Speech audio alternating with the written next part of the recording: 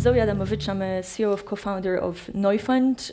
We are a Berlin-based platform for equity tokens. So basically, we're a fundraising platform that lets any company, not necessarily a blockchain company, not necessarily a utility token or any protocol, but pretty much any incorporated entity around the world to tokenize their shares, put them on chain, and raise funds this way. Thank you. Ted, would you mind to go to you next, please? Thank you. Sure. I'm Ted Rogers. I'm president of Zappo. We are a Bitcoin wallet and vault, essentially a Bitcoin custodian, largest Bitcoin custodian in the world. I will admit to being a big fan and user, and my wife even has the Zappo card, which, by the way, we used to pay for 3 weddings for 3 daughters, which is a seriously awesome thing, so thank you for that. Marc, please introduce yourself. Yeah, good morning everybody, my name is Marc, I'm a web, fintech and crypto entrepreneur, and together with my co-founders also involved in the conference, and I'm happy to be here. Thank you. Zoe, can I ask you to tell us a little bit about Neufund? Did I say it right, Neufund? Yes. Good. Now, you've called it an ICBM. Now, I assume that's not an intercontinental ballistic missile, except perhaps as a metaphor for what its impact might be in the industry, right? So tell us a bit more about what an ICBM is. Yeah, so ICBM actually stands for Initial Capital Building Mechanism or Initial Community Building Mechanism. It's a it's different from ICOs not only by the name but also in kind. So the mechanism is as follows. So investors, who want to contribute money to the platform, they contribute funds, and they are getting for this the tokens of our platform. They know tokens. These funds, they are kept in a wallet that they control themselves, so we are not controlling these funds. We're also not collecting this money to spend it on operations of the company. This money is purely reserved there for the future investments in the equity token offerings that are happening on our platform. So the funds are not put at risk, right? We have no access to them. Investors manage themselves. They merely signal the intention to invest into equity tokens in the future. That's terrific. But then tell me, why will entrepreneurs consider using that instead of venture capital? I mean, we have some great venture capitalists on this stage, so tell us, why would they choose you? Well, why do entrepreneurs today choose ICO versus venture capital altogether, right? I mean, it's been an interesting question for me as well, because I've been an entrepreneur and raised many venture capital rounds in my life, it used to be, venture capital or pretty much nothing, right? I mean, banks were not really any competition, especially not in earlier stages. IPOs, obviously, also not. Crowdfunding platforms, also not, right? So why ICOs? Why suddenly, when you have a Sequoia offer on one hand and an ICO on the other, at least you're thinking, right?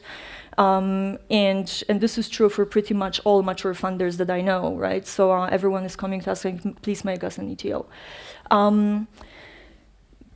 There's a big reason to this. I think one is that venture capital is a very fragmented market. I mean, to raise a round, even if you are a very serious, experienced founder, it takes about 6 months. You need to run around the world with your pitch deck, talk to everybody, and then maybe build a syndicate, and maybe one founder doesn't want with another investor, one investor with another investor, and it's all very complicated and kind of manual and pretty old school. ICO, it feels very easy. You issue a token, everybody who wants to invest invests, right? So it is like IPO, but it is also, regulation aside for a second, because there are also regulated ICOs, it's a lot more light. But right? I raised the question why, and then what will VCs think? Because it's a threat in a way to VCs, unless they change their mindset to embrace it, right? And actually, Ted, I mean, I'm going to ask you, I mean, Bitcoin itself, you're somebody that's been quite deeply interested in the topic. And in the interchange before, I really like the question that we explored. These kind of things are a threat to the establishment, the established financial services system, which kind of you come from, and governments, potentially. Yeah, it's funny.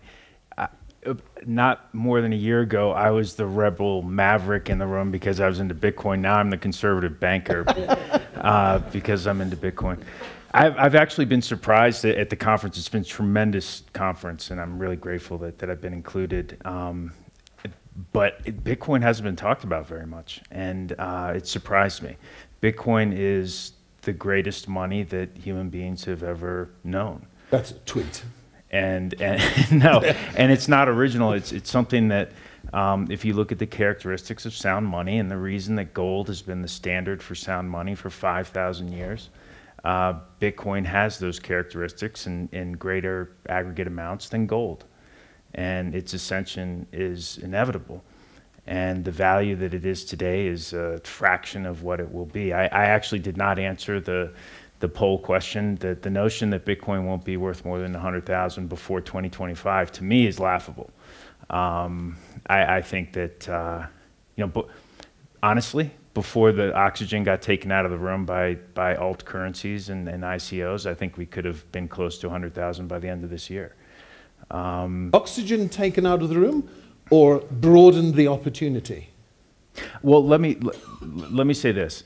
There are two very, very separate things when you're talking about Bitcoin and when you're talking about Ethereum and when you're talking about ICOs. They're all quite different. And I think it's useful if you're building a portfolio to think about ICOs as essentially seed stage venture capital investing. There's some real similarities with that.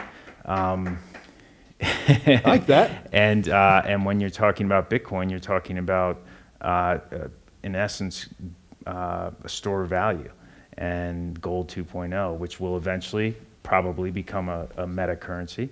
And Ethereum serves a separate role. So I think it's unfortunate that all these things get conflated under the umbrella of crypto. They're very, very different. Marc, I mean, you're investor, provocateur, activist, just about it, the whole list of wonderful things. Rapper, no, sorry. But I'm quite interested to know, what do you think about the current swathe of ICOs? You're right here in the middle of this, one of the partners of probably one of the most important conferences on the topic. But what do you really think about ICOs? Yeah, honestly, I mean, I really like the gold 2.0. That's a very perfect expression, but related to ICOs, I would say 99% of the ICOs are honestly just scam. Could you say that number again? Was it 90 or 99? It's kind of a big difference there. Perhaps 99.5%. Hopefully we will see some exceptions in the afternoon here at the conference. And I don't know what's your perspective, but I think in the beginning the ICO was an alternative way to raise money for some of the really early disruptive projects in the crypto space. And this changed completely, and now, I mean, I meet a lot of very friendly, but honestly not that smart entrepreneurs. They were never really able to have a success. Now they raise money via an ICO, and suddenly they somehow think they're successful because they raise crazy sums. And I think that's one of the dark sides of the whole crypto development, that the ICO has become, and I think the technology and the underlying idea of an ICO, that's changing and disrupting the whole industry. And I think it's changing the venture capital as well. It is. And actually, Johann, I'd like to ask you the question, because it's interesting that you mention the challenges, especially as people raise huge amounts of money. Some ICOs start with a target of 10 or 20 million and then go on. And you know what that feels like. And then things change, right? And yeah. I suppose that's the point of your topic, which is the people inside of it. Yeah. Do you want to tell us a bit more? This is about best practice in ICOs. So how should we do it? Yeah.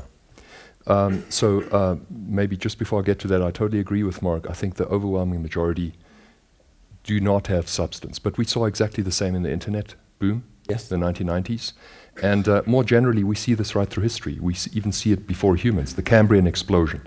So when there's something new that disturbs the ecosystem, the first thing that happens is there's this kind of rapid exploration of all the niches in the ecosystem. And most of those explorations run into dead ends. But to find the good ones, you need to do that. So even while the majority of what's out there will fail, it's necessary. So I don't, yes, it's a dark side, but it's a necessary dark side. Like we would not have been able in 1995 to say, Google is going to be the big thing. We had to go through that exploration until it shakes out. Now, regarding raising a lot of money, this is one of the problems we have today, is that humans evolved in small groups of 30 or 50 or 70 people. And in a small group, there's not a lot of power. You cannot accumulate a lot of wealth or fame or power in a small group. So we were evolved to deal with relatively easy challenges. But today we live in a world where through the internet and so on, we have billions of people that are connected. You can amass an enormous amount of wealth and power and fame in today's world, and we were not evolved to deal with that. So most people succumb to the challenge and do things that they themselves regret later. So I've definitely seen this in this past year. We started seeing it when it became evident that this project would probably raise a lot more, like order of magnitude more. How much was raised by the Tezos ICO?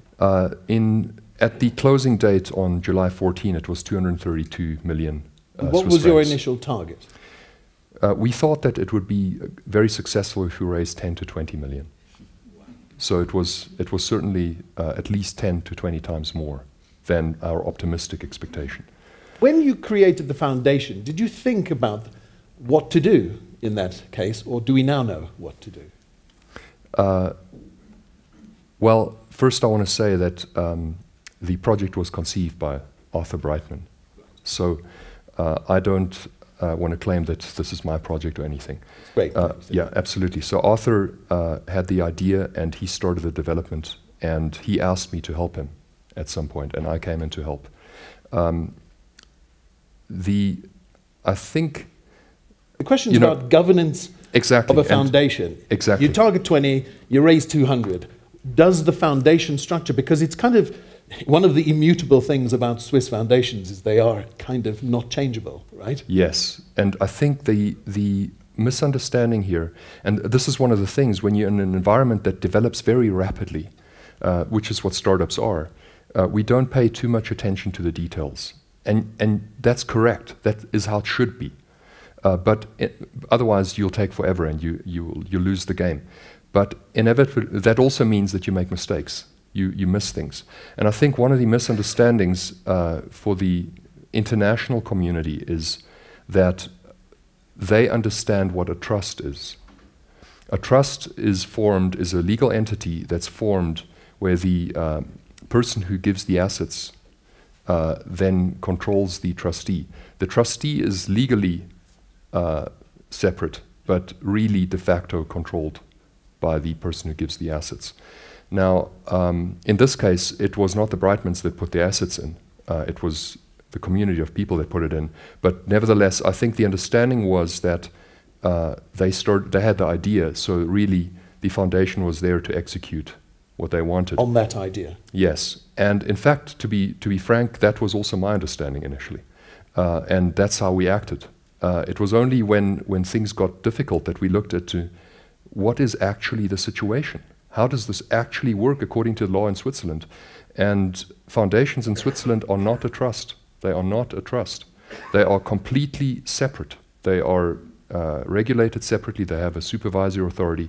So, and they need to follow the mission that was set out. And the supervisory authority makes sure they do follow that mission. So any outside parties do not really have influence. What I love about this is that this is right at the coalface learning about how we can really improve this going forward. I love the fact that you're here sharing. I love the fact that the Brightmans are here sharing as well. This is the best thing about this, which means that we will be able to all move forward. And by the way, everyone here is rooting for Tezos to launch, and everybody wants that to happen. And I know that the Brightmans feel the same. So thank you for joining us. So you were trying to come back a couple of times. So sorry about that. Please do. No, I just wanted to actually add to what Marc was saying earlier. So I agree that most of the ICOs, and also with you obviously, that most ICOs have been scammed. But what I observe right now in the industry, which I think is very interesting, is that there is more and more interest from actually mature entrepreneurs to do an ICO. So most of our deal flow, for example, is people kind of pre-IPO, it's CD round stage companies. And the reason why they're looking at equity token offerings is the existence of the secondary market, which does not exist whatsoever in venture capital, and it's a problem for the investors, it's a problem for the LPs, it's a problem for the founders, and so on. Another interesting development, which I think is gonna very much influence 2018, is the exchanges themselves. Most of them right now are getting licensed to get security trading license, right? So kind of suddenly Binance becomes, competition to Nasdaq in a way, right? And that's the kind of development I'm sure we're going to see. And the maturity of the founders also grows. Yeah. Ted, I'd like to ask you about what the barriers are. Zappo's had some barriers, and in fact, Switzerland was part of unlocking some of those barriers. A lot of us here in the community know Olga Feldmeier, who went and worked with you and brought you to the regulator and helped. What is really interesting now is quoted as the Zappo case when you speak with FINMA, which is terrific, by the way. That's really good work, both for the industry and also for the business. But you are obviously a big Bitcoin fan, okay? So what are the barriers that are either going to stop Bitcoin being successful or that we also now need to overcome? Okay, well, first of all, on our entry into Switzerland, an awful lot of people contributed to that. Some of them in the audience. Johann reached out very generously the day we arrived in Switzerland. Marc has been great. Daniel Gutenberg. There's so many people who have helped and continue to help. So with regard to barriers, I think that the biggest barrier to Bitcoin taking its place in the world is probably there are some regulatory hurdles that every Bitcoin company has to overcome, and those regulatory hurdles, or I should say compliance hurdles, translate into a very difficult user experience. So I think a lot of us in the beginning of January 2014, when Zappo officially launched, we had this in our heads that Bitcoin was going to change the world in a year or two, that we were going to hit some critical moment where it had Facebook-like growth, and the reality is that it's still really hard to get onboarded, both to Zappo or any crypto company. People who are genuinely curious and want to buy Bitcoin have a very hard time doing so. So I still think the biggest barrier to Bitcoin adoption and Bitcoin overall is user experience. It's quite bad, actually. But therein lies an opportunity as well. And actually, therein lies some opportunities for blockchain companies and perhaps companies that have ICO'd. I think that if you look at the onboarding process, the reason it's so frictional is that we have to identify who this person is, and we have to prove that these documents are correct. If identity can be established and linked to and made portable by use of blockchains, that would really help us, and I'm optimistic that will happen. Well, actually, you elegantly bring us to the topic of KYC, which is the identity side of it. So, Marc, I know that you're active in fintech. You've invested in both the traditional or even if fintech can now be considered traditional world. Right? These are important things, and you've invested in some companies that are tools and solutions in this space, right? Do you think that the tools that we have today, the traditional KYC tools, are fit for purpose, or is there a better way? Yeah, I mean, at the end, what's KYC? I think it's a common understanding what governments want to know, and I would say on a very high level, it's about what do we want to share with the government. So I don't want to go too deep into this direction. Oh, but, yes, we do. Yeah, I mean, naturally, I mean, why we have a completely new way how we can dig and start the business and go into a new world, because it's completely separate from government regulation. And I think as an entrepreneur, and we had a very good speech from our federal councillor. I'm a liberal too. I'm not a libertarian, but I'm a liberal too, and I think we moved far into a direction where the government, and most people agree on that, I don't agree on that, has too many insights about what people are doing, and I think the whole crypto space is somehow disrupting also the relation between the government and the people. And that's why I think we will see quite an interesting time from now on, because I think there are quite a few people which are very powerful. They're realizing that they lose power and control. And actually that was quite inspiring for me personally to see Schneider-Ammann come and speak yesterday. So huge kudos to the organizers for doing that. But actually huge kudos to him and Switzerland for embracing the discussion and conversation. I really enjoyed that. Now, and just to add, I mean, I think one of the reasons why we have the Crypto Valley or a Crypto Nation Switzerland in future, I think it's, I mean, we have good laws and foundations and everything, but what's the most decentralized country worldwide? It's Switzerland. As we heard one of the speakers say yesterday, Switzerland has 26 different regional governments, so it has 26 chances to get the regulations around crypto right. They compete against each other. Yeah. It's a healthy competition. And Johann, please. I really just want to take up the question. I completely agree with what Ted said about the central importance of identity, because I think the problem that we're facing today, really, we are at the point where the core believers, the true believers are on board already. But those are always a minority. We need to make the gap to the mainstream. And the question is, what is the barrier that's keeping us from getting to the mainstream? And people say user interface and so on. And yes, that's true, or the user experience. But what exactly is it about that user experience that's so hard? I mean, we live in the day of Apple iPhones and so on. We kind of know what user experience should be. Why can't we get it right? And the reason is exactly as Ted said, because of identity. And to use an analogy, we're now in the position today with crypto finance where email was 20 years ago, when people would go to the post office, they would write an email, they would write a letter, take it to the post office scans it, sends it by email to the recipient, and he goes to the post office and gets a printout. I mean, that's ridiculous, right? So that middle thing, that's kind of squeezing new technology into old technology. And that's exactly what we have today with crypto finance. We're trying to squeeze this advanced technology of the future into old world KYC AML. That will never work. So we could have the most brilliant user experience designers in the world. They will never do that until we have a good next generation identity that is not based on paper passports and driver licenses and so on. So the ideas are there, but we need to implement them. And importantly, the government needs to accept them. So when Schneider Ammann and so on say about we need to become crypto nation and so on, this is the hurdle that needs to be faced.